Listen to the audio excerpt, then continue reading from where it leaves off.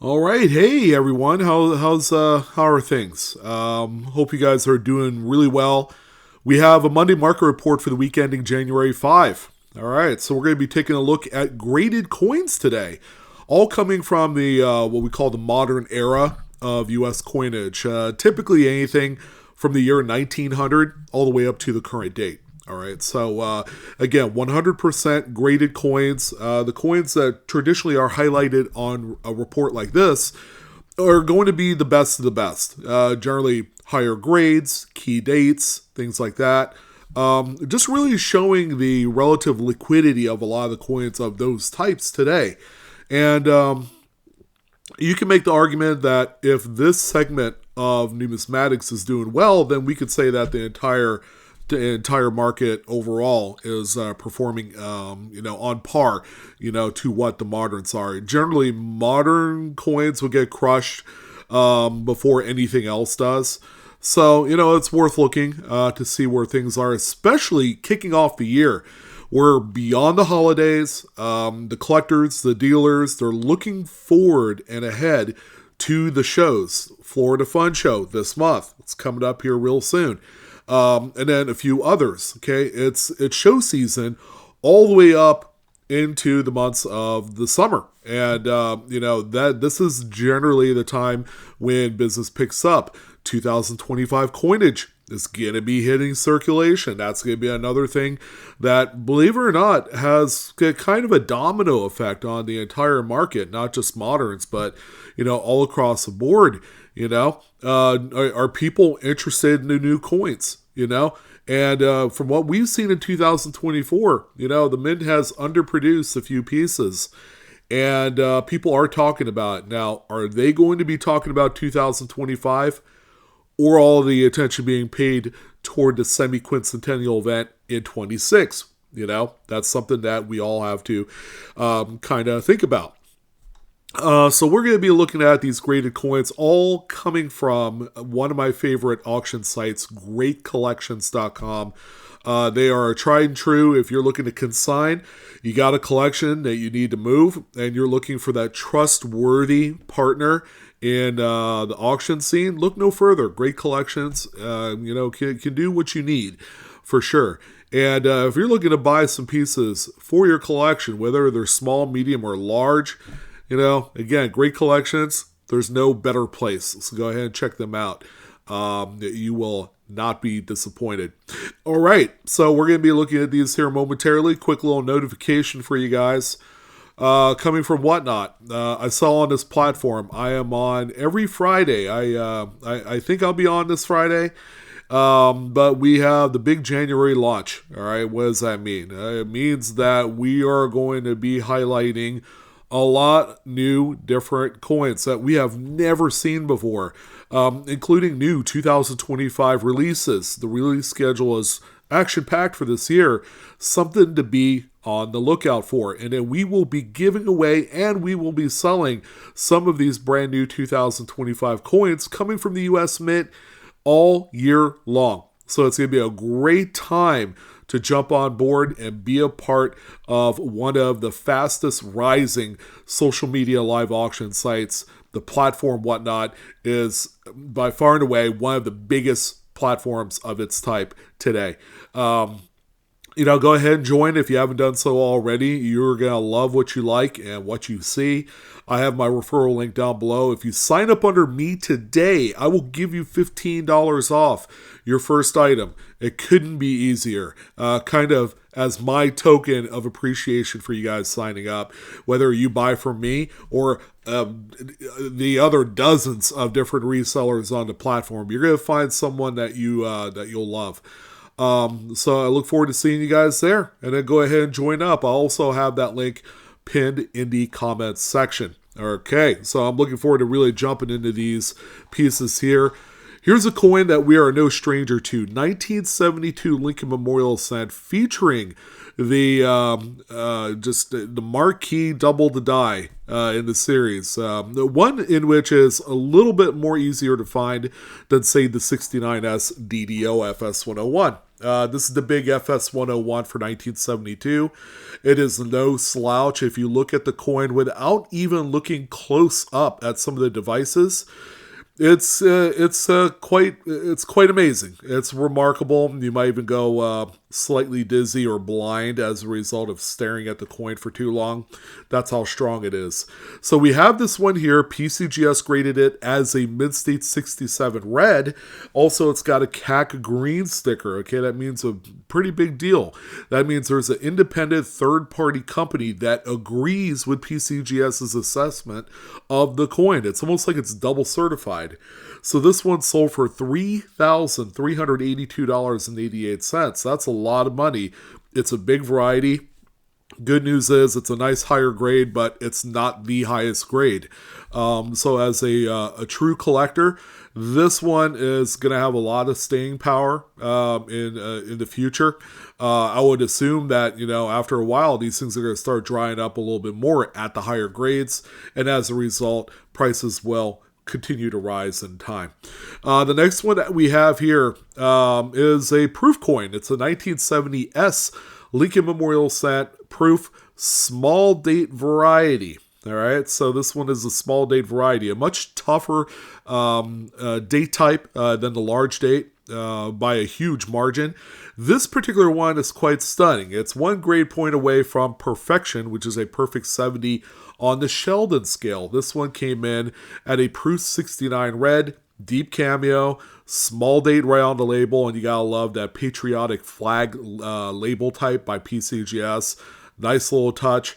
This one right here, a true stunner in today's auction at $8,831.25. If you put it into perspective and you play all your cards right, this is a coin that you can cherry pick out of about a $12 set. You got to keep in mind that this 1970S proof set has that scarce 1970S 40% candy half dollar as well. All right, so it's a good set to cherry pick through. Lots of varieties to be found, but if you came across one that is high atop a registry need, then you're going to be able to cash in pretty big.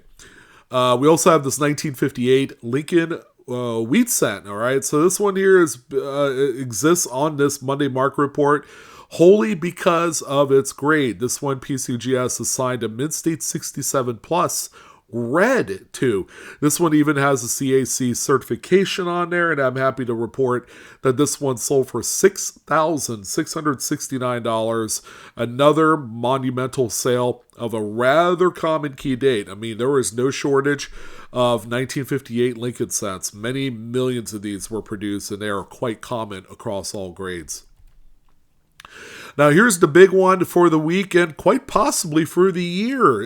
This is a fabled coin that everyone wishes they could find, but there are only maybe 2 or 3 known, and that's a number that that probably won't change anytime soon, as long as not a lot of people are looking for them. 1944S. Okay, the date's kind of funny, because it's a steal. This is a steely on a 1944. As we know, they only made these in 1943.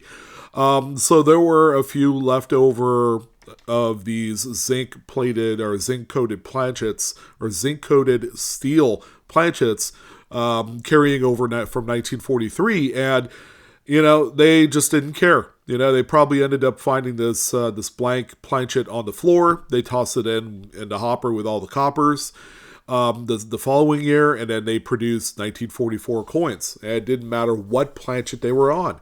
So, this is something that doesn't really generally pop up too often. Too often as in rarely or, whatever.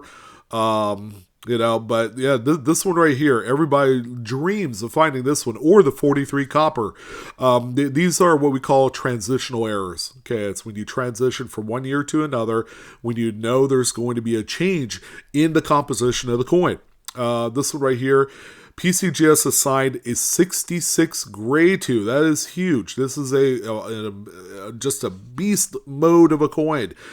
This one was also part of the Simpson collection. If you're not aware of the Simpson collection, it had a lot of high-end rarities. All right, so this one definitely made sense coming from that collection. It's quite a big provenance as well. CAC certification too. I'm willing to bet those boys at CAC wet their pants when they saw this thing. But in any event, this is one of our modern marvels right here, because it ended up selling for $490,500. It's not your typical steel cent. You got to make sure the date fits for its rarity, because if it doesn't, then what else can I tell you? It's really exciting to see this. And at the beginning of the year, it's just no perfect time then to highlight it.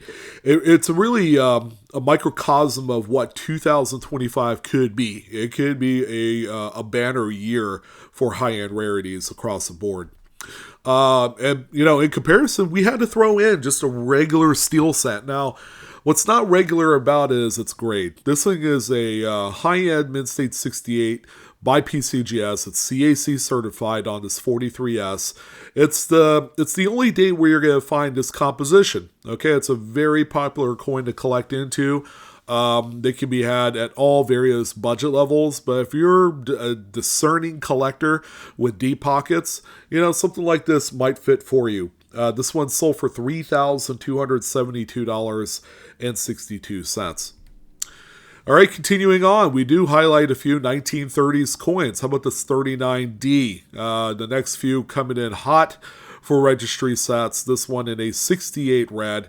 Again, another nice one. Very clean, very satiny finish to the coin. This one sold for $6,530.62.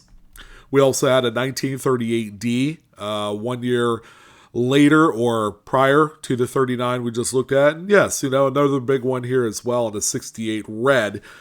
This one also showing some the iridescent coloring on the coin as well.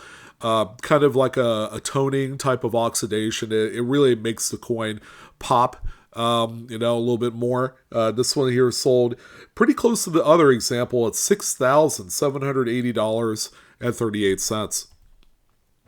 1935S. Okay, so it gets to a point where you would think that S and D mint coins would be rare.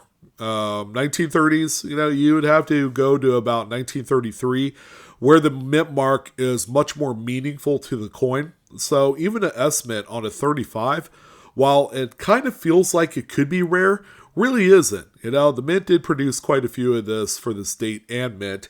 This one here coming in as a Mid-State 67 red. So this is one of the finer graded pieces.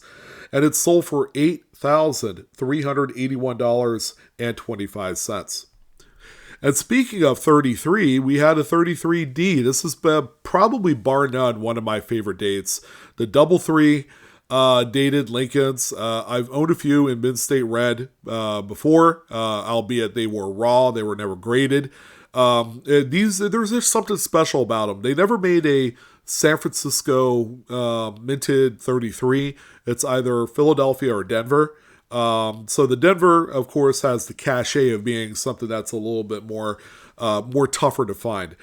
This one right here coming in as a 67 plus full red, CAC certified. It is indeed a top pop, a true stunner. This one sold for $17,437.50. All right, so we're going to mosey our way on down to Jefferson nickel land. Okay, we got some 5-cent pieces here for you, starting out with a 1953D. This one here graded a Mid-State 66 plus, full steps, keeping in mind that even Denver minted coins of the 50s were not immune to those same quality issues that plagued both the Philadelphia and San Francisco issues of the same decade. So this one right here ended up selling for $1,743.75. It is not the top grade for the date and mint. but it is kind of like a secondary tier coin. So even those registry sets that need an example of something that typically comes out in the marketplace maybe once every 5 to 10 years, they will settle for something like this till the next best thing comes along. 38S, again, it seems like a much rarer date and mint mark than it really is, okay? But it doesn't come close to the 39D, I can tell you that. These are a little bit more approachable. They're better and more well struck than any other date, especially in the 40s and 50s, because it's the first year of the Jefferson nickel. All right, so they have their best foot forward with the quality of these things. And the San Francisco's were one of the better quality coins. Okay, so it wasn't a complete surprise that this one had 5 full steps. As noted on the NGC label, it's also a 67 plus. This one sold for $1,527.74. And the Buffalo Nickels will make your heart melt. How about this 35S and the 67 by NGC? What's even more cool is that it is CAC certified and it has a repunch mint mark, but it wasn't attributed as that. So it's probably one of those minor RPMs and not a cherry picker's guide type. But yeah, very cool, man. This thing is quite nice. 35S can be a little bit tougher. Anything earlier than 36, that's where you're going to have to fight a little bit harder to find better pieces for your collection. So this one here, $2,308 was the final tally, and someone's going to end up taking this one home. Very nice. We also had a 1927. Guess what? It's just a Philadelphia coin. In a 67 plus, that's pretty big, especially with the CAC certification. Really just kind of a testament to the strike. If you look at the obverse of the coin, our good old Native American friend over here is not looking too well. All right, there's a lot of dye flow. This coin was struck by heavily deteriorated obverse dye. As you can tell, the reverse looks good. It's very hammered and nice. You even have above average luster, which is kind of tough for this particular decade. This one sold to the tune, and man, I can't believe this one, $18,562.50 was the final collectible on this one. And again, that sounds like a price tag that's better suited for maybe a 26S or a 25S. But 27 Philly, yeah, it's just this series just continues to surprise me each and every single week as I cover some of these higher end, even more approachable coins. Anything Philadelphia minted, they're all very findable in my humble opinion. All right, it's going to be a matter of what does the coin look like, and are you gutsy enough to send it in for a grade? Yeah, this one came out just fine. 1919. Mid-State 67 on this one here too. Again, look at our narrative here. We're writing a storybook where Philadelphia coins have some gravitas to it, and this is yet again another piece that doesn't have that dreaded D or S mint mark, especially an S. The 1919 S is it's right up there as the top 5 rarity for the series. So we cannot overlook that for sure. But how about this Philadelphia coin? It ended up selling for $9,281.25. All right, we got a couple of these what we call back in the day double nickels. Okay, that's the old terminology for the dimes. And 1937S. Wow, we hop-skipped all through the Roosevelt dimes, and then we have landed into a semi-tougher date here that NGC gave a 67-plus full band designation, grade 2, CAC certified as well. A truly handsome coin with that original kind of like light golden skin on there. This one ended up selling for $1,243.12. A 35D, this time a coin that exhibits some of that crusty toning on there. Whether you love it or hate it, it provides 100% of the originality to the coin, which means the coin was never doctored or cleaned. This is 100% original since the day it was struck. It was just stored somewhere that promoted this kind of ratty looking toning that you see here. This one came in PCGS Mid-State 67 Plus, full bands, very nice, CAC certified, and let's see, this one is sold for $4,947.75. And our big bad toner of the week, I would say this is probably the biggest tone coin of the week, is this 1926 Merc. I would say I'm probably more of a fan of the reverse toning. The obverse toning is just really too dark and splotchy for my taste. So that's coming from someone that sees some of the beauty in coins with color, like this one here. 67 plus full bands, not at all surprising. 26 was a very well struck year. CAC certified. $6,470 later, and someone is going to be taking this into their collection. All right, we're going to kind of wrap things up here with, let's see, 1, 2, 3, 4 quarters all together, okay? Hey, this is a great coin to kind of talk about right now. Here's why. This was the last coin produced at the 200th anniversary, or the bicentennial. All right, so, what do we have coming up here in about 12 months? We have the semi-quincentennial. You guys believe it's already been 50 years, or pretty close to it, since the 1976 campaign went full force. Let you guys know, there's no shortage of bicentennial 76s, but it is one of the most curious, if not widely collected, right out of circulation coins because of the dual date. You have the drummer boy on the reverse, which is very iconic. This one right here, even graded a Mid-State 68. That's kind of a big deal. That's a huge grade for this coin. And it's also got that QA sticker, which is an equivalent to CAC, but mostly QA does more modern stuff. All right, so like 1975 and up, but they've done earlier as well.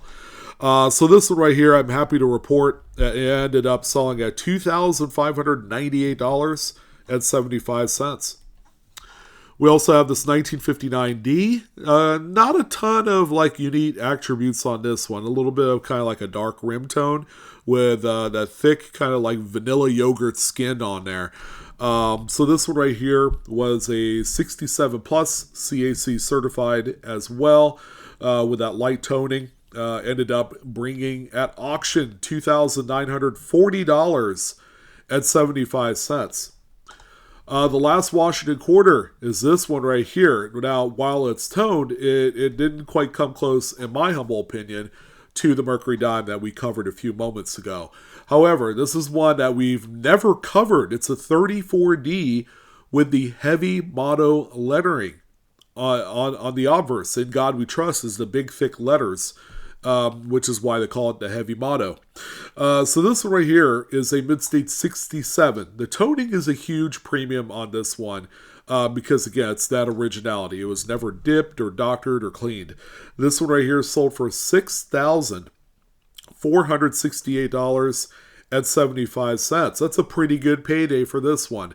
And the heavy motto has had the dubious distinction of being the tougher, text variety type. There's a light motto, medium motto, and heavy motto for the date, and on the Philadelphia version as well. The final coin in our general population of coins for the Monday Market Report is, of course, this beauty 1916 Standing Liberty Quarter. It doesn't look like much, right? It just looks like a very well-weathered friend on a cold winter's night. This one, a VG10, has a partial date, just enough on there to identify it by date. But, this coin, in case you haven't picked up on my video that I had done a few years back, is very cherry pickable, even without a readable date. There are certain things on the coin you have to look out for, to keep auditing yourself as to whether or not you have a true blue 1916. Now, they only made 52,000 of this coin. It is a super key date, is what I like to call it. It's a coin that is so wildly expensive across all grades. There's a few that fit that mold, like the 1901, S? 1901S Barber half dollar, I believe, is one of those two. So yeah, this one is a stunner. Yeah, because in VG10, this coin, as flat and worn as it is, still managed to grab $6,536.25 at public sale. Great collections, that is. So, yeah, I mean, it's a shocker, to be sure. I mean, some people look at this and it's like, that's not a $6,000 coin. But the eye is in the details are in the eye of the beholder. So this one right here is going to end up in a premium Washington quarter collection because that's where it belongs.